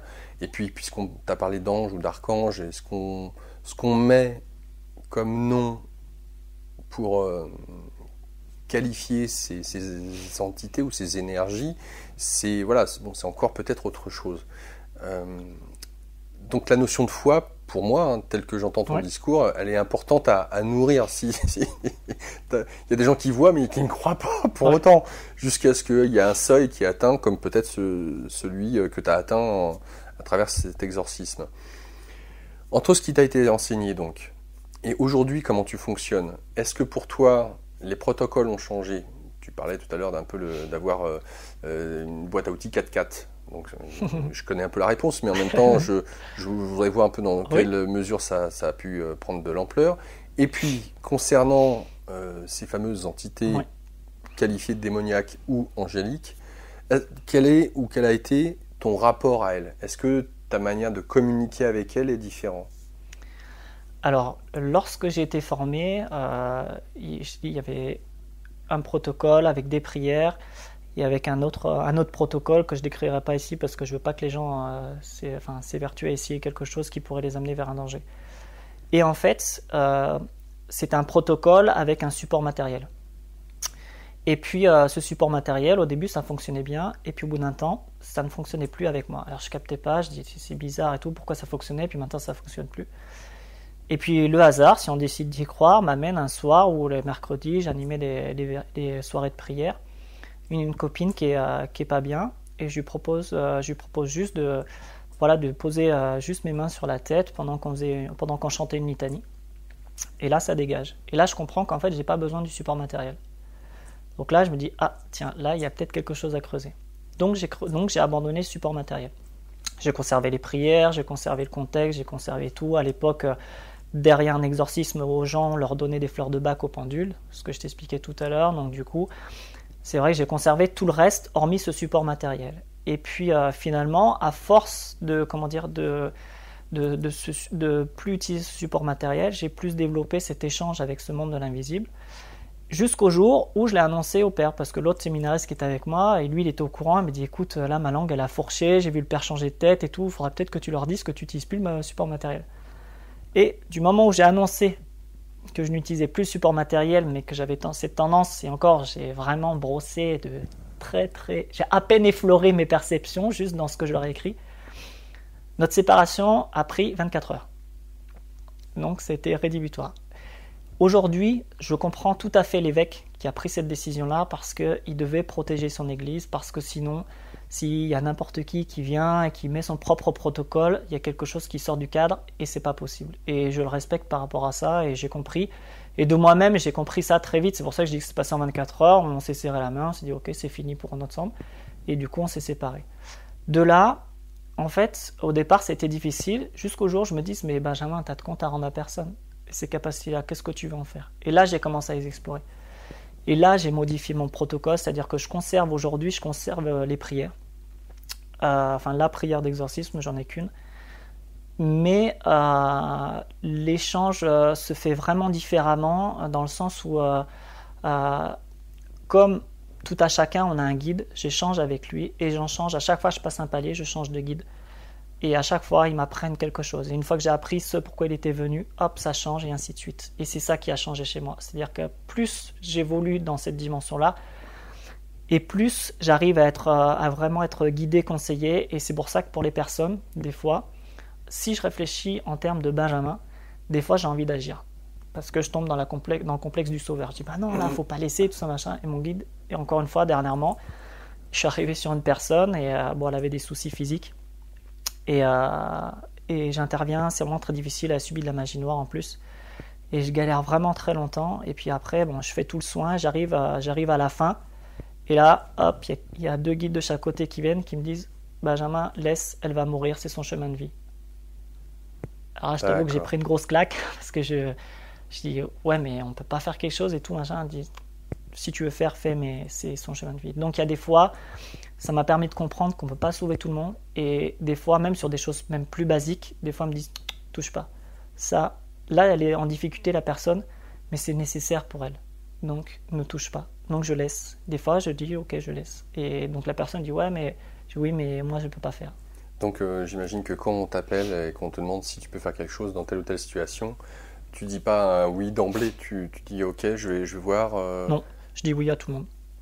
Je dis oui à tout le monde parce que je dis oui à tout le monde. J'ai des questions types qui vont me permettre de cibler si la personne elle est vraiment polluée ou pas. Ah oui? Oui. Donc après, par exemple, une personne qui vient, je vais lui poser la question, savoir si quand elle s'approche des choses basiques, hein, c'est quand elle s'approche de téléphone ou d'ordinateur, ça bug ou des ampoules qui claquent. Là, la personne me dit bah oui, c'est souvent chez moi ça claque ou des choses comme ça. Donc voilà, j'ai plusieurs questions types. Et là, si la personne me répond oui à minimum 2 questions, parce que une selon la question, ça va m'orienter, mais en général, oui, je dis oui, ok, bah c'est bon, vous pouvez venir et puis on va voir ce qui se passe. Au même titre, tu parlais de magnétisme. Alors, ce qui Oui. c'est intéressant parce que autant tu peux faire du dégagement, c'est une chose, mais en même temps, tu peux procurer des soins. Voilà. Alors, tu fais l'un avec l'autre ou est-ce qu'on peut venir te voir uniquement dans le cadre de soins énergétiques? Ah bah oui, je fais aussi que des soins énergétiques. Il y a des gens qui viennent me voir justement pour que des soins énergétiques. Donc il y a des personnes que je vais suivre, par exemple leur protocole de chimiothérapie pour barrer le feu justement, pour potentialiser l'effet de la chimiothérapie. Il y a des gens qui vont venir me voir pour des choses toutes simples. Il y a une personne la dernière fois, elle avait de l'arthrose au niveau cervical et de l'épaule gauche. Donc voilà, après je vais vraiment adapter à ce que la personne fait. C'est-à-dire que dans un protocole, au départ, comme je disais, lorsqu'on dégageait la personne, derrière c'était des fleurs de bac. Donc je donnais les fleurs de bac aux gens. Puis après, je me suis rendu compte que les fleurs de bac, bah, déjà les gens, comme on en donnait 4, c'était un tarif et qu'en plus, comme ça durait 2 mois le temps de finir les flacons, bah, les gens, au bout d'un temps, ça les fatiguait, puis il fallait les prendre des moments particuliers, donc c'était compliqué. Mais j'avais bien compris que ce dysfonctionnement qui était lié à la pollution des ondes nocives paranormales, il y avait besoin de rétablir quelque chose, donc je les envoyais vers un copain magnétiseur. Et puis finalement, les gens, bah, ils me payaient ma séance à moi, puis après ils allaient voir un copain magnétiseur, ils payaient une deuxième fois. Et je dis, bon, bah, c'est un budget. Donc j'ai dit à un moment donné, je dis, bon, bah, on va y aller. Donc j'ai commencé à mettre les mains dans le moteur, comme on dit, à partir de ce moment-là. Et après, j'ai affiné le truc dans le sens où je vais chercher la cause émotionnelle qu'il y a derrière un dysfonctionnement. C'est-à-dire que je vais scanner vraiment toutes les zones du corps. Donc je vais partir très souvent de la tête vers les pieds, des fois dans l'autre sens. Les viscères, je vais vraiment les faire une par une. C'est-à-dire que je vais commencer l'estomac, pancréas, le foie, vésicule biliaire, intestin grêle, gros intestin. Je vais faire les reins, la vessie, l'utérus si c'est une femme, les parties intimes du garçon si c'est un homme, et ainsi de suite. Je vais vraiment passer et je vais voir ce qui se cache derrière. C'est-à-dire que si la personne, imaginons... par exemple l'utérus, c'est vraiment chez les femmes, c'est vraiment la partie avec laquelle j'appréhende toujours un petit peu parce que c'est vraiment souvent très chargé d'histoire là-dedans.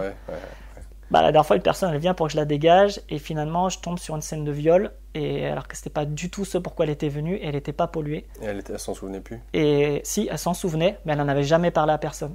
Et en fait j'ai été la première personne à qui elle en a parlé. Donc c'est vrai que aller chercher la cause émotionnelle, ça nécessite aussi de savoir faire face à vraiment l'émotion qui se cache derrière tout ça, quoi.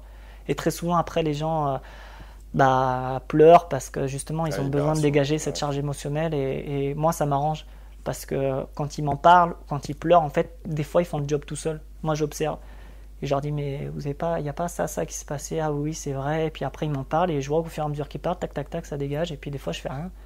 Je les regarde et puis ils font le job tout seuls. Simplement parce que c'est monté à la conscience. C'est pour ça que le fait d'aller chercher la cause émotionnelle et de la mettre à jour, la personne va modifier son intervibratoire simplement parce qu'elle a conscience de ce qui se cache derrière et c'est exprimé. Voilà, c'est exprimé. Et c'est tout simple. C'est aussi simple que ça. Voilà. Tu m'as fait mention avant l'interview aussi que tu avais certains professionnels de santé, psychiatres notamment, on ne donnera aucun nom mais c'est aussi intéressant, qui n'hésitent pas à faire appel à toi et j'aimerais aussi que tu nous dises dans quel cadre ça peut aider par rapport à certains problèmes de maladies, ce qu'on peut appeler maladie mentale, de la personnalité, etc. Alors, faire la différence justement entre un état psychique instable et un cas de pollution, voire de possession, c'est la frontière est très ténue. C'est très très fin et c'est très subtil et ça demande vraiment d'être fin psychologue, j'allais dire. Et moi, mon astuce à moi, c'est j'ai 2 repères. Le premier, c'est que si la personne, on lui donne une médication et que des psychotropes principalement et que là, ou des anxiolytiques et on lui donne une dose minimale, basique, ça fonctionne pas. On augmente la dose, pas de changement. On augmente la dose, à la fin on arrive à des doses franchement qui devraient assommer un éléphant et la personne elle a rien. Là, on sait qu'il y a une pollution vraiment d'ondes nocives paranormales très puissante et qui fait que la personne, le médecin, il pourra faire tout ce qu'il veut, ça ne changera rien. Alors le problème derrière, c'est qu'après, quand je dégage la personne, pour voir les améliorations, c'est très compliqué, puisqu'il y a tous les effets du médicament. Donc après, c'est compliqué pour les familles, même pour moi, de voir où j'en suis par rapport à mon travail. Et mon deuxième repère, c'est tout simplement de me connecter à la personne. Et puis je vois ce qui se cache derrière. Et là, je vois s'il y a pollution ou pas. Mais sinon, c'est complexe. Par contre, ces médecins-là font appel à moi, et justement, ou à d'autres, d'ailleurs, je ne suis pas le seul, mais parce que dans le cas de schizophrénie, parce que tout ce qui est pathologie psychiatrique, là aussi, c'est des portes d'entrée extraordinaires. J'ai constaté ça. Et du coup... Qu'est-ce que tu veux dire par porte d'entrée ? En fait, les entités peuvent se servir de l'énergie de la personne à volonté. Puisqu'en fait, elle a... Des malades ? Des malades, pardon. Oui, Pourquoi ? des malades. Parce qu'en fait, comme je disais tout à l'heure, comme le mental, en fait, il n'est pas stable dans sa structure. En fait, on a un point, ne serait-ce que la glande pinéale, et ce point-là derrière particulièrement, c'est vraiment un point d'entrée par lequel les énergies peuvent rentrer. Et le fait d'avoir une structure psychique instable, en fait, l'entité peut rentrer dans la personne, au moins se coller à elle et prendre son énergie. La personne n'en a pas forcément conscience. Et comme en fait, très souvent, ils ont des pensées ou des paroles qui sont vraiment, il n'y a pas vraiment de consistance, ça part dans tous les sens. En fait, l'entité, elle joue avec. C'est un jeu extraordinaire. Et dans les cas de schizophrénie, par exemple, on a pu observer que lorsque la personne est dégagée, les phases de schizophrénie sont souvent ou plus espacées ou moins intenses, voire les deux. Justement parce que ça aide à stabiliser la personne dans une forme de... Notamment sur son mental, sur l'idée qu'elle a d'elle-même. Voilà, c'est ça. Là, j'ai eu l'occasion de rencontrer un jeune où c'est pareil, lui, les psychiatres ne savent pas trop le décrire. Il est un petit peu schizophrène, un peu Gilles de la Tourette, un peu parano, il a un peu tous les symptômes psychiatriques sans trop savoir. Et en fait, chaque fois, lui, pareil, il se fait polluer. Alors on le dégage, c'est pas moi qui le suis, je le suis parce que je le connais, mais c'est une autre personne aussi qui le dégage. Et à chaque fois qu'elle dégage, tac, après ses crises s'estompent, là il redevient plus stable, il peut de nouveau rentrer en lien normal avec son entourage. Donc c'est vraiment... Donc, moi je suis pas pour le tout allopathique ou le tout énergétique. Je pense que savoir moduler en fonction de la personne, moduler en fonction du cas, je pense que ça c'est très très important. C'est pour ça que je responsabilise les gens. Qu'est-ce qui vous parle? Qu'est-ce qui résonne en vous? C'est ça le plus important. Tu mentionnes les drogues. Alors c'est intéressant parce que dans notre société, alors il y a l'alcool, bien évidemment, drogue autorisée, qui fait certainement plus de ravages que l'héroïne ou la cocaïne, dans l'addiction en tout cas. Oui. Il y a aussi bien entendu le hashish, le tabac, voilà. Et juste pour prendre ces derniers, alors sont pour toi peut-être le LSD, etc. Et de toi, de ce que tu as pu observer sur peut-être le fait de prendre certaines de ces drogues qui sont d'autant d'occasions en fonction peut-être de la force de la drogue ou de l'intensité de cette dernière, de la fréquence de prise de cette drogue, autant de moyens de affaiblir notre énergie et de laisser des portes d'entrée dans notre aura, dans notre structure énergétique pour ces fameuses entités. Voilà. Pour parler du sujet, je n'ai pas vraiment de questions, si ce n'est est-ce que tu vois un lien de causalité entre le fait de prendre ces drogues, ou des drogues spécifiquement, et puis le fait d'avoir ces fameuses cas de possession, donc de laisser des trous dans notre aura et que les entités viennent scotcher à ça. Alors, les cas de possession, je tiens aussi à remettre les choses dans leur contexte, c'est-à-dire que les cas de possession sont quand même très rares. Hein. Je veux dire, les personnes qui se font posséder sont des personnes qui ont très souvent eu un lien très malsain à travers la magie noire, à travers les esprits, comme on disait, à travers des rituels vraiment sombres et qui laissent vraiment la porte vraiment d'entrée à ce genre de choses pour une possession. C'était le cas de l'esprit démoniaque, parce que tu as utilisé ce terme-là tout à l'heure. Quand il était jeune, et je crois quand il était adolescent, on a réussi à trouver quelques informations, mais son père ne savait pas trop nous dire, puis lui il n'a pas voulu parler. Mais apparemment, quand il était adolescent, ils ont fait des rituels avec des ossements dans un caveau, dans un cimetière. Ouais. Donc voilà. D'où la porte d'entrée qui est ouverte. D'accord. Donc ça, c'est logique. Donc voilà, ça nous saute pas dessus. Faut pas non plus faut pas non plus tomber dans cette parano de dire tout, je vais être possédé. Non, c'est quand même très rare. Voilà, très rare. Après, la pollution, là, c'est un autre domaine. C'est-à-dire que là, c'est vraiment cette onde nocive paranormale qui va venir se coller à nous et venir pomper notre énergie. Et effectivement, l'alcool y compris et toutes les drogues auxquelles on peut penser sont des moyens, effectivement, en fait, comme ils vont modifier notre chimie, ils vont aussi modifier notre structure psychique, ils vont agir sur le cerveau, quel qu'il soit, de telle manière à ce que ça nous ouvre des portes aussi. C'est pour ça que quand je dis ouvrir des portes, c'est simplement que on n'est pas obligé de partir dans des concepts complètement perchés, on peut partir de quelque chose de très scientifique en fait. Simplement, comme on change notre chimie, on va modifier le fonctionnement de notre cerveau et donc on modifie aussi forcément le fonctionnement de ces fameuses glandes pinéales qui est vraiment la porte d'entrée vers ce monde du subtil. Et donc forcément, là, ça rentre comme ça. Si vous avez plus, en fait, c'est comme si vous disiez, allez, ce soir, hop les gars, c'est porte ouverte, allez-y, voilà, c'est ça, c'est l'happy hour, tout le monde vient et tout, c'est gratuit, servez-vous, quoi, c'est un peu l'idée, quoi. Donc, c'est possible. Alors, je sais que certains chamans utilisent des champignons ou d'autres plantes, justement, hallucinogènes. Et c'est vrai qu'ils les utilisent justement parce que ça a cette propriété-là. Mais utilisés dans une certaine dose. Et encore une fois, comme tu le précisais, par exemple, avec le cas des conseils spirites, si c'est très cadré, ça peut être aussi un outil de développement personnel. Alors, je tiens vraiment à mettre faites très très attention parce que l'ayahuasca, notamment, c'est vrai qu'on en voit beaucoup de gens qui partent en Amérique du Sud, c'est devenu un business là-bas, il faut bien le savoir. Mais le problème, c'est qu'après, ils reviennent et ils ont touché à des forces énormes et des fois, même pour nous, c'est compliqué de toucher, donc faire très attention. Mais il y a certains médecins, apparemment, de ce que j'ai appris dernièrement, qui utilisaient ça justement pour aider les gens dans un cadre de développement personnel. Moi, je ne suis pas fan. Je pense qu'à mon avis, on peut apprendre à se connaître par plein d'autres moyens. Donc, tout ce qui est drogue, quelle qu'elle soit, y compris l'alcool. Soyez conscients que même aujourd'hui, j'ai tellement développé ma sensibilité que quand je bois de l'alcool, après, je sais que mes nuits elles sont compliquées derrière. Donc je fais attention aussi à la quantité d'alcool que j'absorbe. C'est assez intéressant parce qu'il y a bon nombre de personnes qui parlent de leur hypersensibilité et de la tienne, d'hypersensibilité. Est-ce qu'il y a, ou est-ce que tu fais toi, tu utilises des protocoles pour te protéger? Oui, non. Qu'est-ce que tu pourrais recommander auprès de ceux et celles qui se disent hypersensibles? Alors hypersensible par rapport à leur sensibilité propre, mais ça peut être aussi par rapport à la pollution, par rapport au téléphone portable, etc., etc.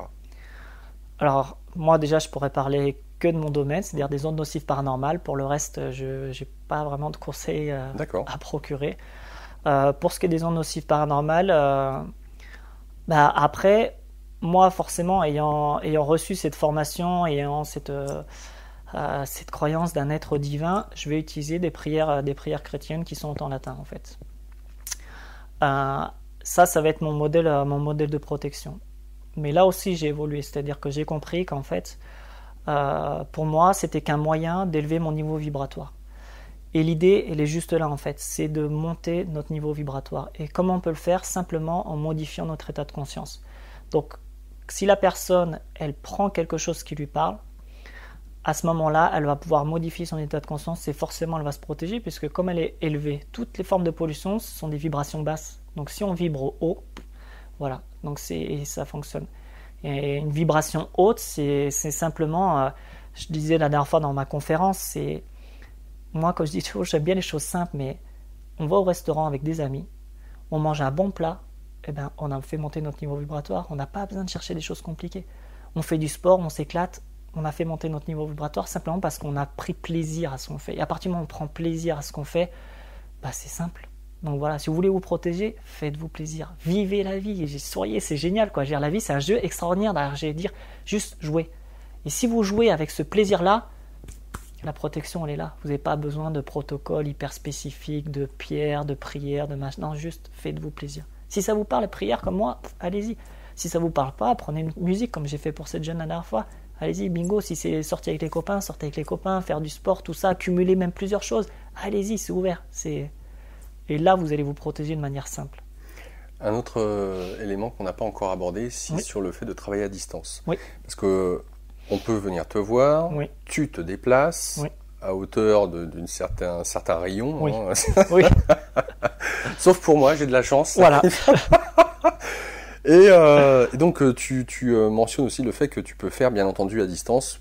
On faisait référence au barreur de feu et voilà, et la prière, ma foi, les frontières sont abolies. Donc qu'est-ce qu'il t'est possible de faire et comment, toi, d'après toi, ça fonctionne, le fait de pouvoir faire à distance? Est-ce que tu as besoin de voir la personne, genre Skype, Oui. de la voir au téléphone, ou juste de savoir que voilà, vous vous êtes entretenu, bon ok, je vais travailler pour vous, et de le faire sans pour autant avoir la personne au téléphone? Comment ça se prépare pour toi? Je demande juste nom, prénom, date de naissance de la personne. Alors je demande ça, la date de naissance me permet d'éviter les problèmes d'homonymie. Qu'est-ce que tu dis, homonyme? Par exemple, si j'ai deux oui. Dupont-Jean, D'accord, ok. si je demande un Dupont-Jean, c'est sûr qu'en France, on va en trouver beaucoup. Okay. Si par contre, j'ai un Dupont-Jean qui est né le 15 janvier 1974, là, ça va être plus restreint. Donc là, j'évite tous ces problèmes-là. Donc je fonctionne comme ça. Une fois que j'ai nom, prénom, date de naissance de la personne, en fait, c'est tout simple. Je suis assis, hop, et je me répète 2-3 fois le nom et je me connecte à la personne. Et après, je la visualise devant moi et en fonction, après, comme si, en fait, si tu veux, j'avais la personne allongée devant moi, comme ça, avec la tête ici. Moi, je fais comme ça sur la tête ici, les pieds sur ma droite. Et puis, comme ça, je passe partie du corps. Donc, ça fait genre à peu près comme ça. Et puis après, si j'ai besoin, je retourne la personne, je la mets assise, debout, couchée, je fais ce que je veux. En fait, c'est juste là où j'ai besoin d'aller. Des fois, je rentre à l'intérieur même de l'organe parce que j'ai besoin. Et après, je ressors. Des fois, c'est à distance, c'est juste magique parce que déjà, que ce soit homme ou femme, je ne vois plus qu'une silhouette. Donc, comment dire, la personne devient asexuée. Et après, je travaille vraiment dedans et c'est vraiment fantastique tout ce que je peux percevoir pour ça. Et ça permet vraiment un travail. De toute façon, aujourd'hui, avec la physique quantique, encore une fois, on montre bien que les distances sont abolies, qu'on soit juste face à face, ou alors que la personne, comme j'ai aidé, qui soit aux Philippines, ça change strictement rien. C'est exactement pareil. Donc, si en fonction de ce que tu trouves durant la séance, oui. Tu recontactes la personne pour faire un débriefing Toujours. C'est-à-dire que la personne, elle m'appelle, elle m'explique sa problématique, je dis ok, je m'occupe de vous tel jour. Et une fois que j'ai fait la séance, après je la rappelle, je dis bon voilà, il s'est passé ça, il y avait ça. Pour les lieux, c'est exactement pareil. La personne m'envoie un plan simplifié de la maison avec l'adresse exacte. Je me connecte au lieu, je passe pièce par pièce et après je rappelle la personne. Je dis voilà, dans telle pièce il y avait ça, dans telle pièce il y avait ça, et ainsi de suite. Donc comme ça permet tout simplement d'éviter aux personnes ou même à moi-même de me déplacer. Ok, alors on arrive quasiment à la fin de cette émission, ça passe vite. Oui. On va faire un petit récapitulatif si tu veux bien, Benjamin. Oui. Donc tu peux faire aussi bien des séances de magnétisme, de dégagement. Oui. Tu peux nettoyer un lieu. Oui. Là aussi, pas besoin de te déplacer. Non, je me déplace plus. Franchement, les lieux, je me déplace plus parce que quand je me déplace, j'arrive à peu près à faire 100-120 mètres carrés à l'heure. La dernière fois, on a fait avec un géobiologue qui a fait appel à mes services. On a traité un terrain de 4000 mètres carrés avec 3 bâtisses dessus. Ça m'a pris 35 minutes. Donc je m'embête plus à me déplacer. Voilà. Donc est-ce que j'ai oublié quelque chose? Oui, passeur d'âme. Bon. Est-ce que j'ai oublié quelque chose? Non, ça semble déjà pas mal. Ouais, c'est clair, on ne sait jamais. Donc voilà, ce qui vous attend si vous contactez Benjamin. Alors pour ma part, j'ai super apprécié cette émission. Je suis vraiment ravi que tu sois là parce que c'est un domaine qui est assez méconnu, qui fait beaucoup peur et je te raconte pas le nombre de personnes qui autour de moi, au fil des années, m'ont dit est-ce que tu connais pas quelqu'un qui pourrait m'aider, me dégager, etc. Donc, et en voir ou en avoir un auprès de soi de qualité, c'est pas évident parce que, comme on parlait tout à l'heure avec le monde de la sophrologie, par exemple, y a de tout. Il y a des bons garagistes et des mauvais. Il y a des escrocs partout. Et voilà, en tout cas, pour moi, ça me paraît évident. Et je pense que les internautes l'auront vu. L'énergie qui t'anime, la bienveillance qui t'anime, la sincérité, tu transpires de toute façon sur ton visage. Merci. Juste à titre personnel, qu'est-ce que tu mets derrière justement le mot archange ou si tu as eu l'occasion de communiquer avec eux et derrière l'énergie démoniaque puisque tu l'as employé tout à l'heure. On est de quel ordre? On s'adresse à qui quand on parle d'énergie archangélique ou démoniaque? Alors les démons, il y a un répertoire officiel de l'Église qui a été édité. Il faut savoir qu'il y a plus de 900 démons qui ont été répertoriés. Donc savoir à qui on a affaire quand on a le nom d'un démon, c'est déjà beaucoup plus facile pour le faire partir. Ensuite, pour les anges et les archanges, moi je lis pas trop de bouquins là-dessus. Donc c'est vrai que je m'évite justement toute forme de pollution mentale. Mon mental, c'est très important. Et ma manière à moi de le domestiquer, c'est d'éviter de me polluer avec trop de lecture, justement. Donc, je préfère fonctionner au ressenti. Donc, les archanges que je contacte le plus souvent, ça va être Raphaël ou Michael, puisque l'archange Michael, c'est vraiment... et Raphaël, d'ailleurs, les deux, même d'autres, m'aident vraiment à dégager les gens. Dans cette prière en latin, d'ailleurs, ils sont nommés. Il y en a plusieurs qui sont nommés. Il y en a 7 au total qui sont nommés. Et que j'utilise, effectivement. Dans mes perceptions... ça ressemble uniquement au statut qu'on peut voir, parce que mon mental, encore une fois, a été éduqué comme ça, donc il me donne cette image-là comme ça. Et pour les démons, je ne peux pas vraiment expliquer pourquoi j'ai cette forme-là qui apparaît. En tout cas, c'est qu'il y a quelque chose en moi mon mental doit... Parce que je vois toutes les formes différentes, je vois tout plein de choses différentes, il n'y a pas de règles. Il y en a qui me suivent, il y en a, ça fait plusieurs fois qu'on se rencontre, et qui me disent « Ah, toi, je t'ai déjà vu ». Alors, il y en a, ils me disent « Ah non, c'est toi, je m'en vais, à plus tard ». Ça, c'est marrant. Moi, je dis « Bon, c'est cool, ok, tant mieux ». Et puis, il y en a d'autres avec qui c'est un vrai combat. Où là, ils me disent « T'inquiète pas, on va se revoir ». Et effectivement, des fois, je les recroise sur d'autres personnes. Et donc là, c'est un vrai combat. Donc oui, voilà un petit peu mon relationnel au monde des archanges et des démons. Ok. Bon, en tout cas, un grand merci d'être venu, d'avoir fait cette émission. Merci à toi de m'avoir invité. C'était un grand plaisir. On rappelle pour ceux et celles d'entre vous qui souhaitent en savoir plus, donc sous le lien de la vidéo en question, vous avez le lien qui ramène à l'article qui est consacré à Benjamin sur Immédiat. Donc je vous invite à y aller. Vous avez son site internet, son numéro de téléphone, son mail, toutes les infos possibles, imaginables. Vous les avez. Il faut aller directement sur le lien sur la page d'Immédiat. Suite à ça, n'hésitez pas à, encore une fois, aimer ou ne pas aimer la vidéo, à laisser un commentaire. Voilà, ça sera l'occasion là aussi de contribuer à Immédiat, et puis sur le fait que je puisse voir si vous appréciez ou pas nos programmes. Et puis, voilà, écoute, Benjamin, je te souhaite bon vent, belle énergie à toi pour la suite, et puis peut-être à une prochaine. Même chose pour Immédiat. Merci. Au revoir, Benjamin. Au revoir. Au revoir à tous, et au mois prochain avec un nouveau thérapeute.